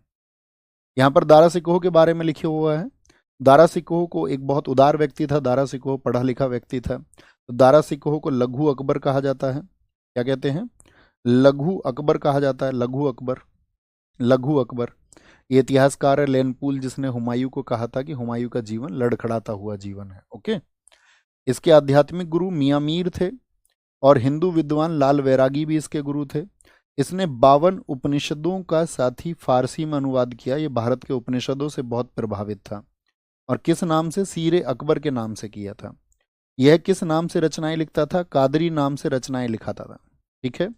इसकी रचना जो थी वो बहुत चर्चित है, मजम उल बहरीन, और एसएससी में सीरे अकबर और मजम उल बहरीन ये सबसे ज़्यादा चर्चित रचनाएं मानी जाती हैं, एसएससी में बहुत रिपीट होती हैं। भगवत गीता का फारसी ट्रांसलेशन किसने किया था? ये भी किया था। योग वशिष्ठ का भी फारसी ट्रांसलेशन किया था आपका दारा सिकोह ने। शाह इकबाल के नाम से इसी को जाना जाता है, दारा सिकोह को। तो कहने का मतलब है कुल मिलाकर के शाहजहां ने उस गद्दी को कब्जा लिया, और शाहजहां दिल्ली की गद्दी पर दूसरा सबसे लंबा शासनकाल है। देखिए कितने वर्ष औरंगजेब का शासनकाल है, फटाफट से बताइए। तो अकबर का भी 49 वर्ष है, इसका भी 49 वर्ष है, लेकिन दिनों का अंतर है दोनों के शासनकाल में। इसकी उपाधि है बहादुर, जिंदा पीर और आलमगीर, यानी एक पीर का जीवन जीता था, अपने ऊपर खुद कुछ पैसा खर्च नहीं करता था। शाही दरवेश का मतलब भी यही है, साधारण तरीके से जीवन को जीना। 2 बार राज्याभिषेक हुआ, ये आप जानते हैं। इसका शिक्षक लतीफ सुल्तानपुरी हुआ, और औरंगजेब ने जो अपना पूरा शासन चलाया वो साथी आपका किसके अनुसार? कुरान को आधार मान के उसने शासन चलाया सारा। माता मुमताज महल थी इसकी, ठीक है, और पिता का नाम है शाहजहां। मुमताज महल कौन है? जिसकी याद में ताजमहल बना है, अर्जुमंद बानो बेगम है। इसकी पत्नी का नाम है दिलरास बानो बेगम, जिसको रबिया उद दुर्रानी कहा जाता था, क्योंकि इसकी याद में इसने भी ताजमहल बनवाया अपनी पत्नी की याद में। रबिया उद दुर्रानी फारस की थी। औरंगजेब 2 बार दक्षिण का आपका सूबेदार बना था, किसके टाइम पर?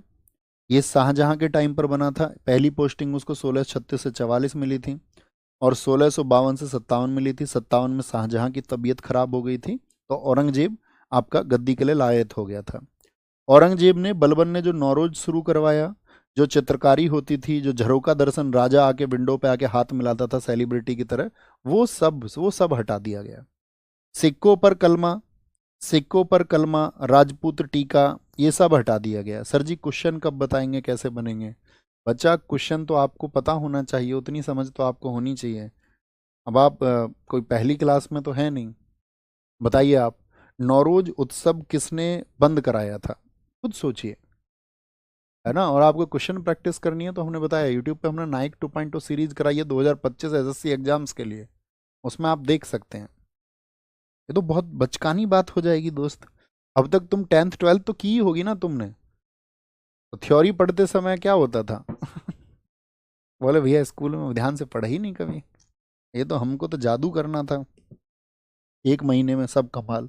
ऐसे कमाल नहीं होता है। ज्योतिष, सती, दास, नाचना, गाना सब इसने बंद करवा दिए थे, सब। सबसे ज्यादा रोक इसने लगवाई। औरंगजेब ने इस्लाम के विरोध में पेंटिंग्स बंद करवा दी। इसने असम में अभियान किया था और वहां पर जो व्यापारी था, याद है, साउथ का, उसको जिम्मेदारी दी थी मीर जुमला को, असम अभियान में। मीर जुमला की लेकिन डेथ हो गई थी 1663 में। असम जो जीत पाया औरंगजेब, वो जीता मीर जुमला की वजह से ही। फिर बाद में जब मीर जुमला की डेथ हो गई थी तो इसने अपने मामा, ये मामा है औरंगजेब का, शाइस्ता खां, इसको भेजा था। सतनामियों का विद्रोह हुआ, जो कबीर के अनुयायी थे औरंगजेब के टाइम पर मेवात क्षेत्र में, इसने सब सतनामियों को मरवा दिया था। सिख विद्रोह हुआ 1675 में, क्योंकि आपको याद होगा कश्मीर में इसने बहुत अत्याचार किए औरंगजेब ने लोगों को धर्मांतरण के लिए, और ये बहुत अत्याचार करता था कि भाई इस्लाम अपनाओ। तो उसके चलते हुए जब वहाँ के कश्मीरी ब्राह्मणों ने मदद लगाई थी, किससे? गुरु तेग बहादुर से। तो गुरु तेग बहादुर ने ये कह दिया था कि भाई औरंगजेब यदि मेरा धर्म बदलवा ले तो तुम ये कह देना कि जी हम भी धर्म बदलवा लेंगे, ठीक है, हम भी धर्मांतरण के लिए तैयार हो जाएंगे।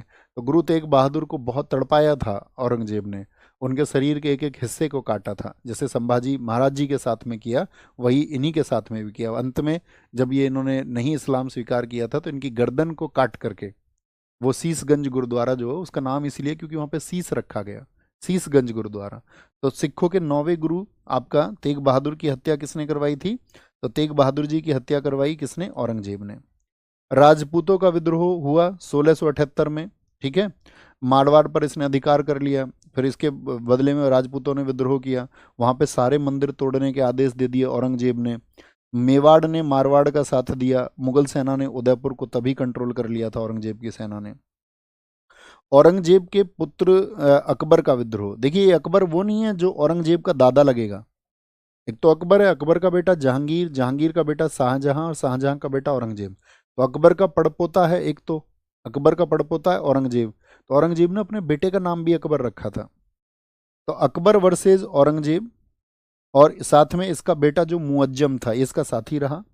इसका बेटा अकबर हेल्प के लिए भाग गया था छत्रपति संभाजी महाराज जी के पास में, और ये आपका कहाँ रहा था? आपका 1658 से 72 उत्तर में रहा। फिर ये दक्षिण भारत में रहा, इसको जिम्मेदारी दी गई थी।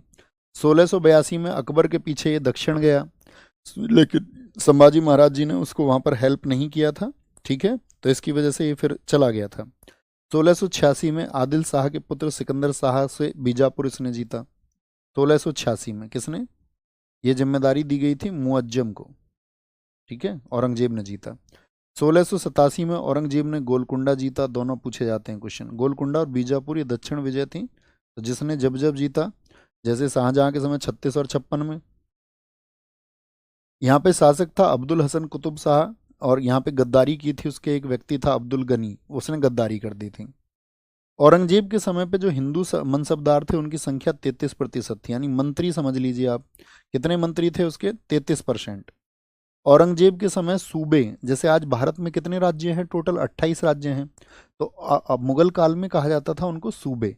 तो सूबे थे इस टाइम पे 21, कहीं कहीं ये संख्या 22 भी बताई जाती है एग्जाम में। दिल्ली में बैतुल उलूम इस्तेमाल किसके समय पर बना? ये बना आपका औरंगजेब की बेटी ने बनवाया, ठीक है, बैतुल उलूम दिल्ली में बना। औरंगजेब ने कौन कौन से निर्माण कार्य करवाए थे देखना, बादशाही मस्जिद लाहौर की, आलमगीर मस्जिद बनारस की, और मोती मस्जिद, मोती मस्जिद याद रखना, मोती मस्जिद। आपसे पूछे कभी भी लाल किला, जो आपका लाल किला है उसके अंदर मोती मस्जिद किसने बनवाई थी? ये औरंगजेब ने। बीबी का मकबरा ये आपका बनवाया संभाजी नगर में, संभाजी नगर जिसका पहले नाम औरंगाबाद हुआ करता था। ये बीबी का मकबरा उसने अपनी वाइफ रबिया दुर्रानी की याद में बनाया, दरअसल में इसके लिए जिद की थी औरंगजेब के बेटे ने कि हमारी मम्मी की याद में भी बनाओ, जैसा परदादा जी ने बनाया था तुम्हारे ने। तो इसको लेकिन ये अच्छा नहीं बन पाया, इसीलिए इसको बोलते हैं ताजमहल की एक भद्दी नकल।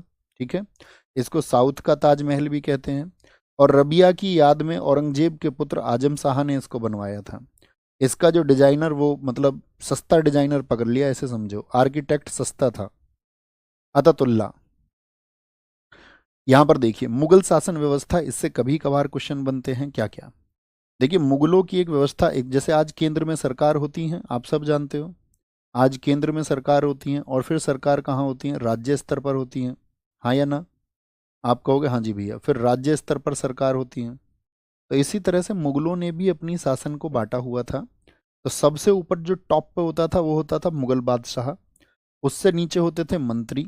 ठीक है, मंत्रियों में सबसे ऊपर कौन होता था, प्रधानमंत्री, यानी वकील मुतलक। पूछा जाए कि मुगल काल में मंत्रियों में सबसे सर्वश्रेष्ठ मंत्री कौन होता था, सभी मंत्रियों का प्रधान कौन होता था, तो वकील मुतलक बोले या वजीर बोले। फिर होता था मीर बख्शी। मीर बख्शी का काम क्या होता था, सेना विभाग को देखना। सेना विभाग बहुत बार क्वेश्चन पूछा गया है, मुगल काल में सेना विभाग का पद कौन सा था। सद्र उद सद्र ये क्या देखता था, धार्मिक मामलों को देखता था। लगान मुक्त भूमि का निरीक्षण, ये सरयूरगल मदद मास बोलते थे। काजी कौन होता था, ये आपका न्याय विभाग को देखता था, मुख्य न्यायाधीश। एक होता था मुहतसिब, ये प्रजा के आचरण को देखने के लिए था। महल में दिन की क्या जरूरत है, उसको मीर सामा देखता था। ठीक है, कारखाने की देखभाल करता था। जो तोपखाना था उसको देखता था, आतिशबाजी वाले को मीर आतिश। गुप्तचरों का जो प्रमुख होता था, जितने भी स्पाई होते थे, जासूस थे, वो दरोगा ए डाक चौकी। फिर क्या बनाया इन्होंने, केंद्र से नीचे यानी कि राज्य स्तर पर, फिर बनाया इन्होंने राज्य स्तर पर आपका, उसको बोलते, राज्य को बोला जाता है प्रोविंस अर्थात प्रांत, तो प्रांत स्तर पर भी, और फिर इससे निचले स्तर पर भी बनाएंगे। तो प्रांत स्तर पर क्या था, प्रांत स्तर पर सबसे बड़ी पोस्ट होती थी इनकी सूबेदार, यानी एक प्रांत दिया जाता था उसे सूबा, जैसे 21 सूबे थे इसके समय, औरंगजेब के समय। कोई मुझे बताएगा कि अकबर के समय पर सूबों की संख्या कितनी थी, तो अकबर के समय सूबे थे 15, याद रख लेना, 12 प्लस 3, 3 साउथ के और 12 नॉर्थ के। ठीक है, दूसरे नंबर पे होता था दीवान। ये क्या होता था, दीवान देखता था टैक्स कितना आ रहा है कितना नहीं आ रहा है, यानी फाइनेंस के सारे काम देखता था। बक्सी, एक तो मीर बक्सी था जो टॉप था सेनापति, लेकिन एक बड़े सेनापति के नीचे, जैसे एक तो हो गया रक्षा मंत्री पूरे देश का, और एक हो गया राज्य में जो देख रहा है, जो पुलिस विभाग को प्रमुख है, तो सूबे की सेना को बक्सी देखता था। वाक्यानवीस ये गुप्तचर विभाग देखता था। कोतवाल देखता था शांति है, सुरक्षा है, सफाई है या नहीं है। सदर और काजी ये प्रांत स्तर पर न्याय को देखते थे। तीसरा स्तर था इनका जिले का, भाई राज्य में हो गया, और राज्य में क्या होते हैं, जिले, जैसे आज डीएम होता है सुप्रीम ऑफिसर, तो इनके समय पे सैनिक अधिकारी होता था फौजदार। अमल गुजार जो व्यक्ति होता था, ये लगान और कृषि के कार्यों को देखता था, जैसे आज के समय पर पटवारी जैसी चीजें या तहसीलदार जैसी चीजें। जो कागजात देखता था आज, वो बोलते, उसको बोलते थे बेतिकची, ये भूमि के कागजात तैयार करता था।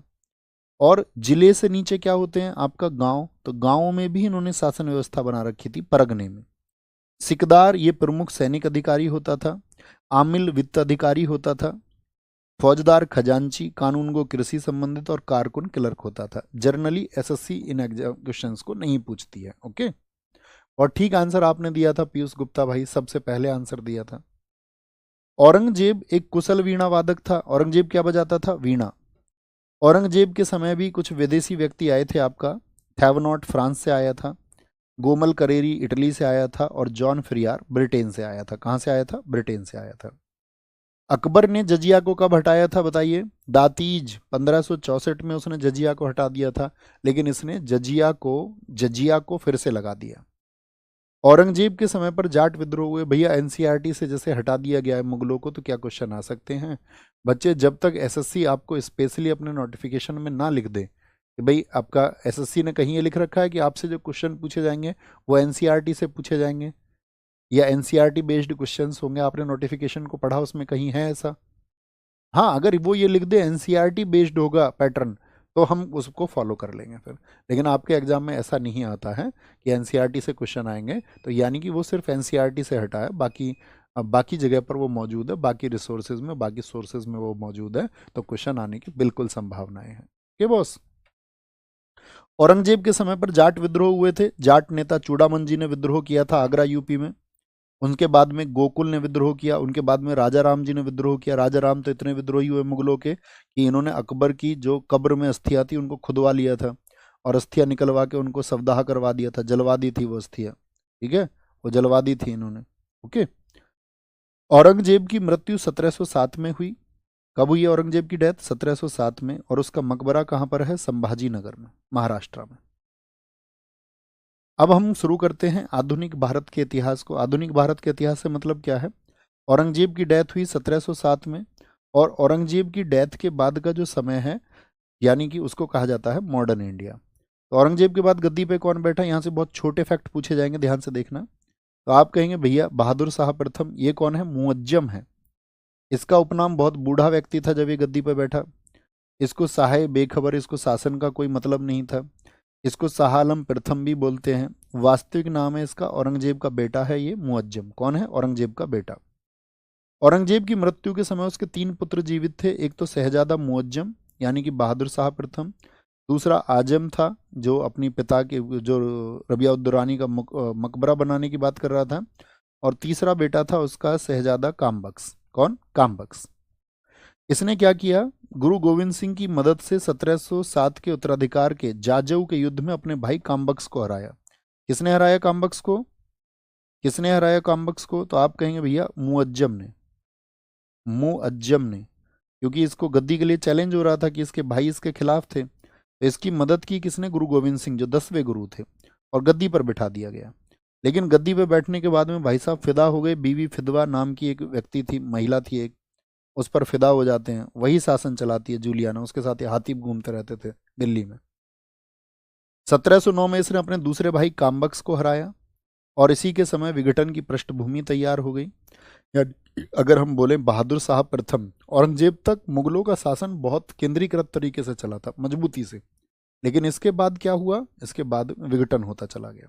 तो उस विघटन को हमको समझना है, 5 मिनट लगेंगे इसमें। तो विघटन की पृष्ठभूमि हुई। दक्षिण में सूबेदारी इसने जुल्फिकार खां को मीर बख्शी बनाया। साउथ में मीर बख्शी कौन होता था? ये मुख्य सेनापति होता था, मुख्य सेनापति। तो किसको बनाया? जुल्फिकार खां को। बहादुर शाह के भी 4 बेटे थे, जहांगीर शाह, अजीमुस्सान, रफीसुस्सान, जमान शाह। ये सब उत्तराधिकार के युद्धों में लड़ गए आपस में। इस उत्तराधिकार के युद्ध में किसकी जीत होती है? जहांगीर शाह की। तो जहांगीर शाह इसके बाद में गद्दी पर आता है 1 वर्ष के लिए। बिल्कुल याद नहीं रखना, बस एक चीज याद रखना, किस मुगल बादशाह को लंपट मूर्ख के नाम से जाना जाता था। इसने अपना वजीर बना लिया था जुल्फिकार को, इसी ने इसको डुबो दिया। इसके संबंध हो गए थे लाल कुंवर नाम की एक वेश्या से, ठीक है, एक प्रोस्टिट्यूट से, वही शासन चलाती थी। इतनी हालत खराब हो गई थी मुगलों की। इसने जजिया को पूर्ण रूप से समाप्त किया था जहांगीर शाह ने। तो ये इसका बेटा रहा। इसके बाद में फर्रुखसियर आया। फर्रुखसियर इसके बाद में 10 महीने के बाद में। इसको कहा जाता है डिस्गस्टिंग रूलर, ठीक है, बेहुदा शासक है ये। इसने लक्ष्मण दास बंदा बहादुर की हत्या करवाई थी, ठीक है, बंदा बहादुर की। देखिए लक्ष्मण दास या बंदा बहादुर कौन है? सिखों के कितने गुरु हुए? तो आप कहेंगे भैया जी 10 गुरु हुए। तो गुरु गोविंद सिंह जी के बाद में जो खालसा सेना की कमान आई थी वो बंदा बहादुर के खिलाफ, बंदा बहादुर के हाथ में आई, और बंदा बहादुर के खिलाफ हो गया था आपका फर्रुखसियर, क्योंकि वो मुगलों से लड़ाई लड़ रहे थे। तो इसने उनके साथ में भी बहुत अत्याचार किए थे। इसके समय पर अंग्रेजों ने चाल चली। दरअसल में इसको फोड़ा था फर्रुखसियर को गलत जगह पर, तो इससे बैठा नहीं जाता था। लंबे इलाज के बाद में भी कुछ नहीं हुआ। अंग्रेजों ने रिसर्च की तो अपना एक शिष्टमंडल यानी एक डेलीगेशन भेजा, जिसके अध्यक्ष थे जॉन सैरेमन। और ये लोग भारत में आए 1715 में, और एक डॉक्टर लेके आए अपने साथ में, हैमिल्टन। इसको पता था, अब बातचीत में ये थोड़ा करहा रहा था, ठीक है, फर्रुखसियर। तो इसने बोला भैया हम कर देंगे इलाज। तो उस इलाज को इन्होंने किया तो बहुत खुश हुआ था इनसे फर्रुखसियर। तो फर्रुखसियर ने क्या किया था? 1717 में अंग्रेजों को व्यापार के लिए मैग्ना कार्टा जारी कर दिया था। मैग्ना कार्टा, ये बहुत इंपॉर्टेंट है, बहुत पूछा जाता है कि मैग्ना कार्टा किसने जारी किया। मैग्ना कार्टा का मतलब क्या है? घोषणा पत्र या अधिकार मिल गया अंग्रेजों को। इसके जो वजीर थे, वजीर का मतलब पीएम, वो थे 2 भाई, हुसैन अली और अब्दुल्ला, और इनको बोलते सैयद बंधु। इन्हीं को श्रेय जाता है कि फर्रुखसियर को गद्दी पर बिठाया। मुगलों की ये हालत हो गई थी फर्रुखसियर के समय तो, कि जो किंग मेकर हैं दोनों भाई इतने पावरफुल हो गए थे ये भारत की राजनीति में, कि जिसको ये चाहते थे वही गद्दी पे बैठता था। यानी इनको चाणक्य समझो इस समय पर। तो इन्होंने जल्दी जल्दी बहुत सारे राजाओं को अपना कठपुतली बनाया। जैसे रफीदुद्दरजत 3 महीने, इसको हटाया, भाई तू अपना काम कर। ये रफीसुस्सान का बेटा था। रफीसुस्सान समझ रहे हैं, जो कि बहादुर शाह प्रथम के पुत्र हैं। ये रफीउस्सान, इसका बेटा है वो, रफीउस्सान का। तो रफीउद्दरजत, फिर इसके बाद में रफीउद्दौलत को बैठाया। ये रफीउद्दरजत का बड़ा भाई था, ये भी इनको ठीक नहीं लगा। इसको शाहजहां द्वितीय भी कहा जाता है, रफीउद्दौलत को। ठीक है, इसके बाद में इसको गद्दी पे हटा के फिर किसको बिठाया? फिर बिठाया आपका किसको? नेफिशियार को। नेफिशियार को गद्दी पे बिठाया। फिर आया मोहम्मद शाह रंगीला। इसको थोड़ा ध्यान से पढ़ना, इससे एग्जाम में कई बार क्वेश्चन बनते हैं। पहले तो इसके शासनकाल को देखना, 1719 से 48। अब बैठा तो ये भी सैयद बंधुओं की कृपा से ही। इसका मूल नाम था, पूछा जाता किस मुगल शासक को रोशन अख्तर कहा जाता है। इसने क्या, इसने चालाकी चल दी। इसने देखा यार सैयद बंधु तुझको भी हटा देंगे, तो चिंकलिच खां था एक, आसफ जहां, ठीक है, हैदराबाद का ये नवाब था, तो उसके साथ मिलके इसने साजिश की। ठीक है, और इसने साजिश करके क्या किया? इन सैयद बंधुओं को खत्म कर दिया। तो बहुत इंपॉर्टेंट है कि सैयद बंधु आपका, इनका खात्मा किसने किया था? तो मोहम्मद शाह रंगीला ने। मोहम्मद शाह रंगीला बहुत ढीला सा शासक था, तो उसके समय पे कई राज्य स्वतंत्र हुए, इन सबसे क्वेश्चन पूछा जाता है। मोहम्मद शाह रंगीला के समय हैदराबाद को स्वतंत्र किसने कराया? आसफ जहां ने। इसी को, हैदराबाद के इसी शासक को हम बोलते चिंकलिच खां। चिंकलिच खां भी जो नाम आया था वो इसी का नाम है, ये हैदराबाद का था। अवध में सादत खां ने खुद को अलग कर लिया। मुर्शिद कुली खान ने बंगाल में खुद को अलग कर लिया। मथुरा भरतपुर में ये दिल्ली से स्वतंत्र हो गए, बदन सिंह। यानी तुम समझ सकते हो, जब कोई उसके अधीन रहने को तैयार नहीं है तो वो क्या कर रहे हैं दोस्त? वो मजबूती से खुद को आगे बढ़ा रहे हैं। ओके, कोई दिक्कत? सर फर्रुख सियर को डिस्गस्टिंग रूलर क्यों कहते हैं? बच्चों इसने आजाद, अंग्रेजों को अधिकार दिए ना हमारे देश पर। अंग्रेजों ने जो लूट की बाद में 1700, अगर हम कहें बेसिकली, तो सबसे इंपॉर्टेंट ईयर बनेगा हमारा बक्सर का युद्ध। 1764 से 1947 तक अंग्रेजों की लूट है, माना जाता है उसके पीछे फर्रुख सियर ही योगदान है। 1737 में इसी के समय पर बाजीराव प्रथम, ये मराठा साम्राज्य में हम आपको बताएंगे 20 साल रूलर रहे थे। 1720 से 40-41 लड़ाइयाँ लड़ी बाजीराव प्रथम ने, और मराठा जो क्षेत्रफल है, जो मराठा साम्राज्य, उसको सबसे बड़े क्षेत्र तक पहुंचाया था बाजीराव प्रथम ने। तो 1737 में दिल्ली आए थे कुल 500 सैनिकों के साथ में। ठीक है, और 500 सैनिकों ने दिल्ली खाली कर दी थी। करनाल का युद्ध जीता 1739 में। 1739 में भारत में आक्रमण किया था नादिर शाह ने। तुम कहोगे भैया ये तो ऐसी स्थिति होगी, हर कोई दिल्ली आए जा रहा है। नादिर शाह आया था ईरान से, और ईरान से ये साथी यहाँ से कोहिनूर, ये तो थोड़ी दूर वापस चल रहा था, किसी ने बता दिया भैया अभी दिल्ली में बहुत काफ़ी सामान रखा हुआ है। तख्ते ताउस, कोहिनूर हीरा और लगभग 70 करोड़ रुपए ये उस समय लेके गया नादिर शाह। 1739 में आया था। इसके बाद में अहमद शाह याद करने की आवश्यकता नहीं है। फिर आलमगीर गद्दी पर आया, याद करने की आवश्यकता नहीं है। शाह आलम द्वितीय 1760 से आपका 1806, तीसरा सबसे लंबा शासनकाल है। इसका शासनकाल याद रखना है। एक तो औरंगजेब तक के शासनकाल याद रखने हैं। पहला कौन था बताओ? पहला बताओ, 1526 से 30 तक कौन था? बाबर था। 1530 से 40 तक आपका हुमायूं रहा, 15 वर्ष भाग गया। 1555 से 56 रहा हुमायूं। 1556 से 1605 तक कौन था? तो आप कहेंगे भैया अकबर था। 1605 से 27 तक कौन था? जहांगीर। 1627 से 1658 तक शाहजहां, और 1658 से 1707 तक औरंगजेब। एक तो यहाँ तक के क्रम याद रखना। एक हमने बताया रंगीला का कार्यकाल 1719 से 1748 तक का, और एक याद रखना है शाह आलम। तो ये वो कार्यकाल हैं जो आपस में पूछ ले जाते हैं। शाह आलम सेकंड, क्योंकि शाह आलम प्रथम किसको बोलते थे? बहादुर शाह को, जो 1707 से 12 रहा था। तो क्या बोलेंगे? शाह आलम द्वितीय 1760 से 1806, कितने वर्ष? 46 वर्ष। फिर अकबर द्वितीय रहा। इसको अकबर द्वितीय ही वो व्यक्ति हैं जिन्होंने राजा राम मोहन राय को राजा की उपाधि दी थी, क्योंकि इसकी पेंशन अंग्रेजों ने रोक दी थी अकबर सेकंड की। तो इसकी पेंशन के मामले में ब्रिटेन गए थे राजा राम मोहन राय। ये द्वितीय अंतिम मुगल बादशाह है, यानी सेकंड लास्ट है। और अंतिम मुगल बादशाह कौन है? बहुत बार पूछा जाता है, बहादुर शाह जफर द्वितीय। इसका शासनकाल आपकी रगों में होना चाहिए 1837 से 57। अंग्रेजों ने इसको 1857 की क्रांति में कैद कर लिया था, क्योंकि ये नायक बना था दिल्ली की भीड़ का, और इसको कैद करके कहाँ भेज दिया था? रंगून, म्यांमार, 1857 में, और वहीं पर 1862 में इसकी मौत हो गई थी। जफर इसीलिए बोलते क्योंकि जफर नाम से कविताएं लिखता था, और इसके टाइम पे जो दरबारी कवि था उसका नाम था मिर्जा गालिब। मिर्जा गालिब। ओके। तो हमारा आज का ये टारगेट था साथी, जो हमने अचीव किया है। हमने आपको चुनिंदा चीज़ें बताई हैं, मतलब मुश्किल से आपके पास आज के टारगेट में 200 फैक्ट याद करने के लिए भी नहीं होंगे, 150 फैक्ट आपको याद करने होंगे। तो क्या भैया उसके अलावा बेसिक बस याद रखना क्रम क्या है, घटनाएं जो हम बता रहे हैं सिर्फ वो याद रख लेना। ओके। इसके अलावा और कोई याद करने की आपको ज़रूरत नहीं है, लेकिन इन चीज़ों पे फोकस ज़रूर रखना। ओके। तो अपना ख्याल रखना बहुत सारा। अभी आपके पास 2 दिन होंगे, तो हम आज की क्लास में जो है ना पीडीएफ अपलोड करा देंगे नेक्स्ट की, तो आप आसानी से उसको देख सकते हैं। और मैं आपसे कहूँ, अगर हिस्ट्री का आप पहले पीडीएफ बना रहे हो ना, सारा लिख रहे हो, तो आपका शायद बहुत सारा समय चला जाएगा। आप हमारी बात मानो तो जो हम करा देते ना उस फोकस के साथ में, उसको बाद में पढ़ लिया करो आप, भैया क्या बता रहे हैं, ठीक है, उसको बाद में पढ़ लिया करो। ओके। तो अपना ख्याल रखिए बहुत सारा। बाय बाय, टेक केयर, जय हिंद, जय भारत। मिलते हैं मंडे को नेक्स्ट टारगेट के साथ में। ओके। और शायद हम नेक्स्ट वीक में मंडे टू सैटरडे क्लास लें, वो हम आपको बता देंगे भैया। तो अपना ख्याल रखिए। नमस्ते, जय हिंद, जय भारत।